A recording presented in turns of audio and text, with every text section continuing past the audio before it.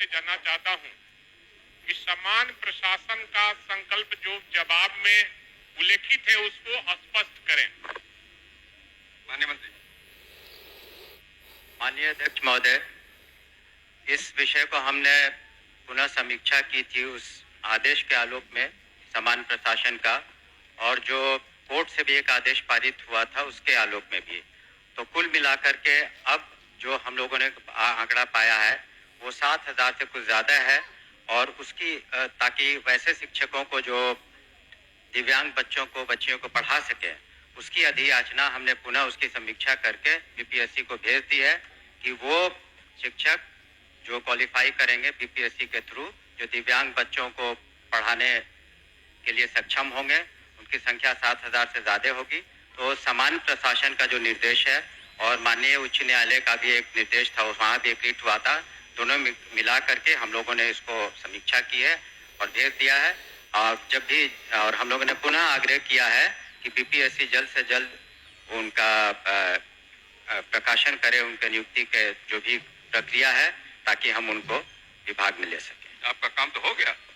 अध्यक्ष महोदय, इसमें पहले मैंने कहा कि जवाब में भेग है सरकार का जवाब, और डोमिसाइल नीति लागू करना था, और बाहरी जो व्यक्ति है दिव्यांग का, उसमें 121 व्यक्तियों को दिव्यांगों को बहाली की गई है दूसरे राज्यों के लोगों का, और इस राज्य में केवल 44 व्यक्तियों को ही बहाली की गई है। तो सरकार का जो नीति है उसका उल्लंघन, खुला उल्लंघन है कि दूसरे राज्यों के दिव्यांगों को, हाँ, सरकार स्पष्ट करे कि जिन 121 दूसरे राज्य के अभ्यर्थियों का चयन हुआ है उनमें से कितने अभ्यर्थी गैर आरक्षित वर्ग के अंतर्गत चयनित हुए हैं। अध्यक्ष महोदय, इसमें कोई उल्लंघन नहीं हुआ किसी नीति का।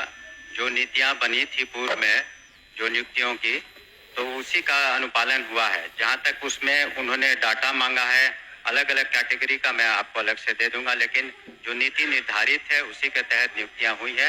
ये अलग बात है कि वहां पर संख्या ज्यादा है, इसलिए हम लोगों ने पुनः समीक्षा की, जैसा कि हमने बताया कि 7,000 से ज्यादा इस बार हम लोग नियुक्तियां करेंगे। और जो डोमिसाइल नीति की आप बात कर रहे हैं उसके बारे में अभी तत्काल वो लागू नहीं है।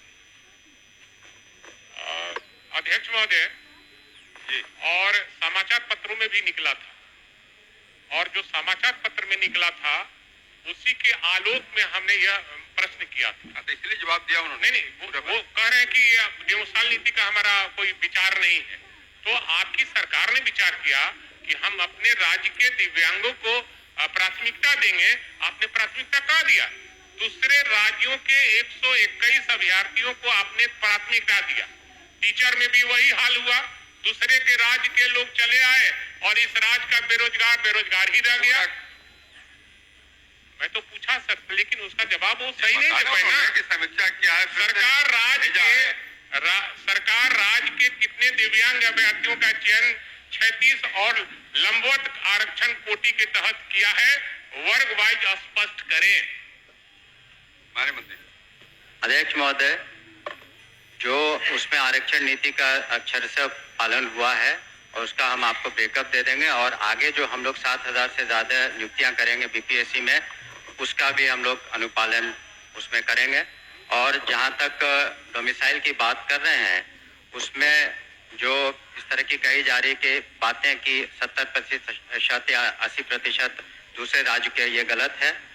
जो हम लोगों ने अभी तक TRE3 वगैरह में देखा है तो 20-22% का है, 80% करीब यहीं के शिक्षक शिक्षिकाएं हैं।